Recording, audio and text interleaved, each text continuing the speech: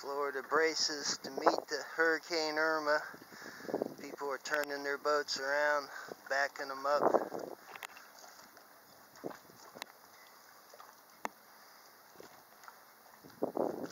A lot of people are fleeing the storm.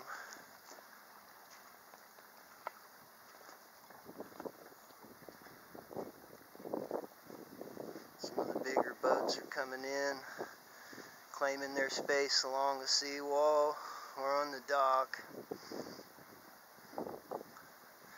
Everybody's bracing for Hurricane Irma. It's been reports of price gouging. Some of these marinas that are pulling boats out seem to have doubled or tripled their prices. I'm not going to say any names, but they certainly have chased away a few customers who chose to ride it out rather than remove their boat, even though the insurance company has offered to pay half.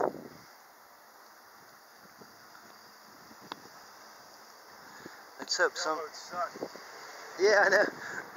Let's hope somebody reports these people for gouging. Here's Cindy May here. She's getting prepared for the storm. I've stripped the sails off, boot off, tied up some additional lines to her.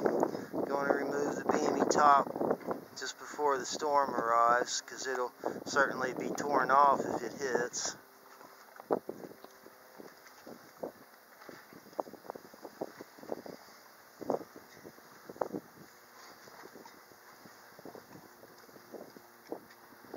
Calm before the storm. It's coming, people. It's coming.